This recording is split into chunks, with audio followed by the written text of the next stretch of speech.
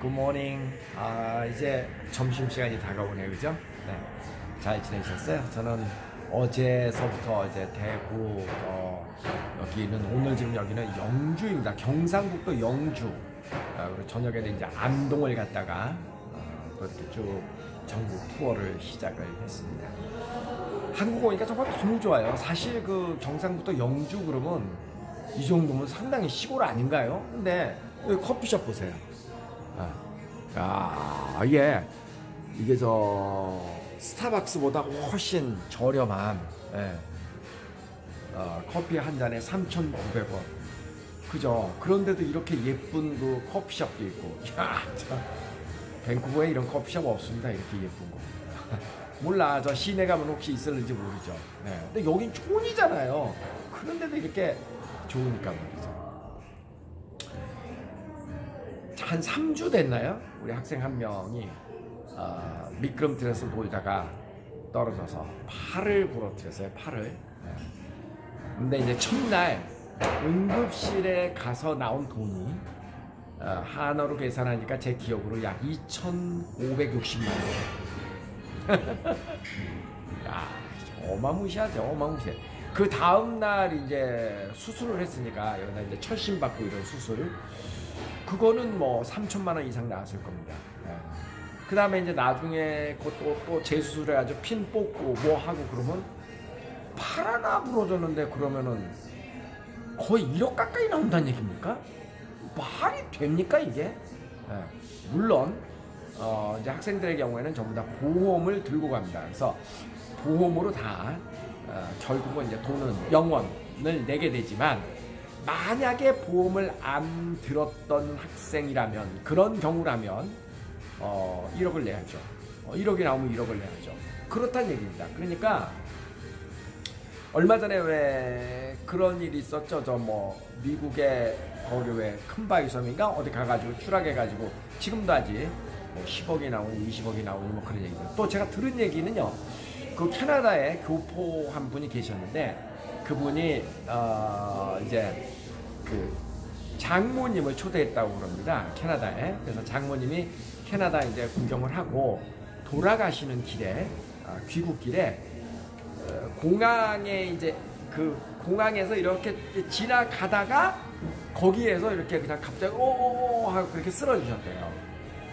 그래가지고 이제 앰뷸런스가 와갖고 그 공항에서 가까운데 그 리치몬드라고 하는 도시가 있습니다. 그 리치몬드가 꽤 좋은 도시죠.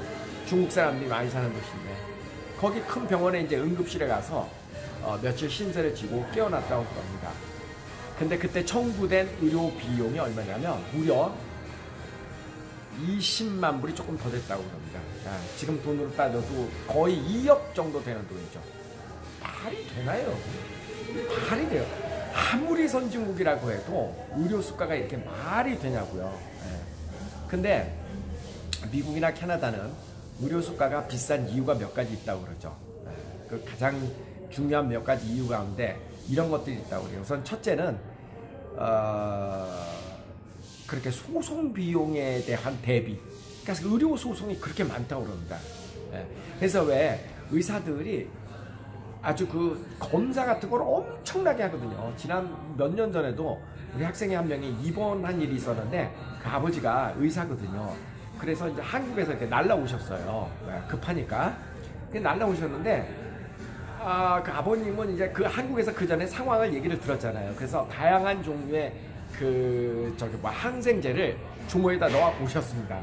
우리나라 같은 경우는 그런데요. 가장 일반적으로 사용되는 항생제를 이렇게 뻥 쏜답니다. 그러니까 그거 갖고 안 들으면 그 다음 항생제를 쏘고 이런 식으로 한대요. 그러니까 공격적인 진료를 한대요. 우리나라에서는. 여러분 아시죠? 우리나라가 항생제에 굉장히 많이 노출이 돼 있다는 거. 뭐 어디 병원 가면은 막 약을 이만큼씩 주잖아요. 막 주사도 놔주고 감기 들어도 그러잖아요. 캐나다에서는 약 거의 안 주거든요. 약 안 줍니다. 주사? 저 캐나다에서 주사 맞은 적 없습니다. 안 줍니다. 주사. 근데 우리는 어지간하면 일단 항생제부터 이렇게 쏟아 붓거든요. 가장 일반적으로 듣는다고 하는 항생제. 그래서 그 아버지도 항생제를 갖고 오셨는데 같은 의사끼리도 안 통합니다. 철저하게 뭐 검사하고 막 아이는 아파 죽겠는데 그냥 검사만 계속 하는 겁니다. 그 왜 그런지 아세요? 이렇게 철저하게 검사를 해서 데이터를 남겨놔야 나중에 의료 소송이 분쟁이 생기더라도 이런 그 데이터가 증거 자료가 돼서 의사가 자기의 그 입장을 변호할 수 있기 때문에 이렇게 철저하게 검사를 한답니다. 대충 하지 않고. 예. 이해되시죠? 그러니까 의료 소송에 대한 대비, 그 다음에 검사 비용 같은 게 많이 들고, 예, 이런 것들 때문에 하여간 의료 비용이 엄청나게 이렇게 청구가 된다는 거예요. 그리고 또 더 재밌는 거는요. 예에서 이제 의료비가 뭐 예를 들어서 뭐 1억이 진짜 나왔다. 사실 뭐 8% 줘가지고 그거 처치하는데 수술하고 그러는데 1억이 말이 됩니까? 예. 그런데 그 사람이 의료보험을 만약에 들었다가 하면 물론 본인은 안 내겠지만 보험료 정도만 내겠지만 그런데 그 병원에서 보험사에다가 청구하는 금액은 1억이 아니랍니다.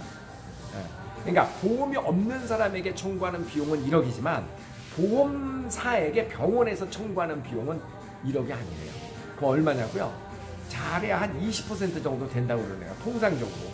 뭐야? 웃기잖아요, 그죠? 웃기죠. 정말 웃깁니다. 그러니까 그렇대요. 예.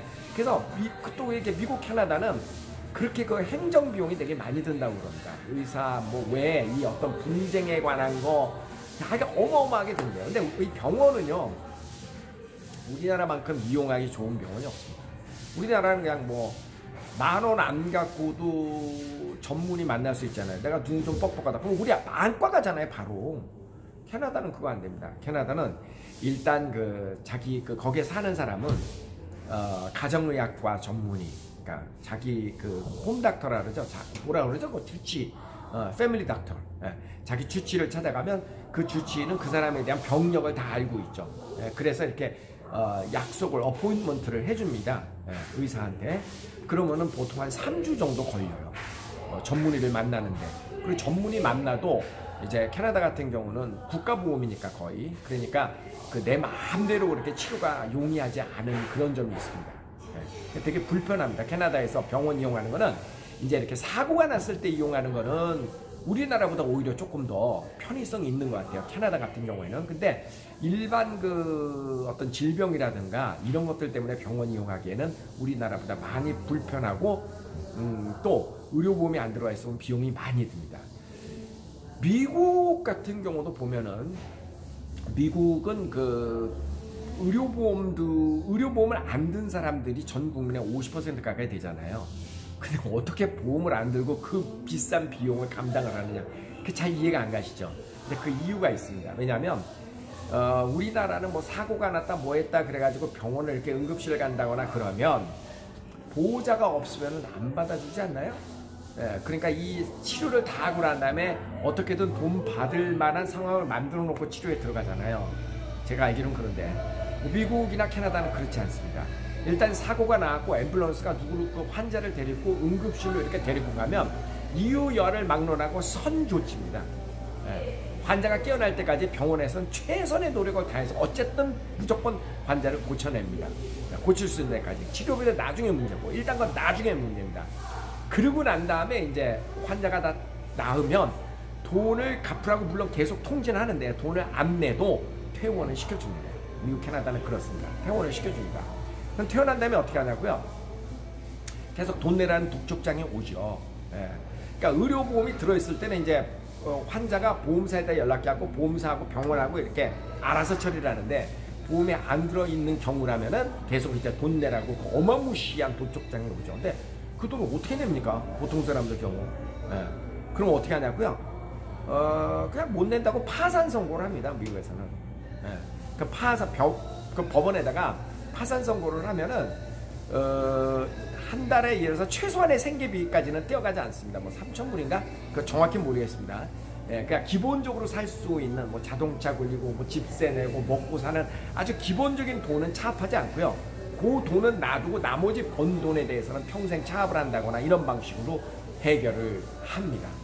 예, 그래서 사실은 미국 사람들이 그 보험 들지 않고도 그렇게 생활이 가능한 겁니다. 캐나다는 다릅니다. 캐나다는 보험이 국가보험이기 때문에 우리나라하고 비슷합니다. 그러니까 돈을 많이 번 사람은 세금처럼 의료보험료를 많이 내고 돈을 뭐 거의 못 버는 사람은 보험료를 안 냅니다. 근데 미국은 다르죠. 미국은 사보험입니다. 건강보험이, 의료보험이. 그러니까 자동차 보험하고 똑같아서 자기가 병원 신세를 많이 지면 의료보험료가 꽁충꽁충 올라갑니다. 예. 그리고 보험 종류가 너무너무 많습니다. 예를 들어서 내가 최소한 얼마 비용을 먼저 내겠다. 뭐 그러니까 종류가 되게 많아서 의료보험이 상당히 까다롭습니다. 그리고 보험료가 굉장히 비쌉니다. 보험료가 그렇게 싸지 않습니다. 그리고 보험이 들어있어도 어지간한 경우에는 이렇게 프리스크립션, 처방전 받는데 100불, 200불 쉽게 들어갑니다. 그러니까 보험 들었다고 해서 모든 게 공짜가 아닙니다. 물론 보험료가 무지하게 비싼 경우라면 그런 것도 다 커버가 되겠지만 대부분의 경우에는 보험이 있다고 해도 그래도 병원 가면 또 돈을 냅니다. 하여간 복잡합니다. 오늘 제가 드리고 싶은 이야기의 결론은 두 가지입니다. 하나는 무엇보다도 정말 대한민국 의사분들에게 고맙다라는 거죠. 우리나라 의료인들은 정말 세계적인 의료인들이잖아요. 그래서 우리나라 의사분들이 이렇게 고생을 사실 어떻게 보면은요, 그 초등학교 때부터 정말 공부 많이 하잖아요. 의대 가려고. 대학 의대 가기가 정말 어렵습니까? 그렇게 가고 뭐 전문의 될 때까지 정말 고생하잖아요, 의사들. 그렇게 하고도 또 요즘은 토요일도 근무 보통 안 하는데, 일반 사람들은 토요일 근무 안 하잖아요. 그리고 심지어는 아직 저 편의점에 알바생들도 주 52시간 근무하면 안 된다 그러잖아요. 딱 52시간만 근무해? 그 사람 안 돼? 아니, 그런 판국인데 우리나라 대한민국 의사분들은 밤낮 없이 일합니다. 정말 토요일도 일하는 몇 개 되지 않는 직종 가운데 하나가 대한민국 의사입니다. 그리고도 사실 노력한 것만큼의 대접은 못 받는 것 같아요. 서양 의사들에 비해서 제가 하는 얘기입니다.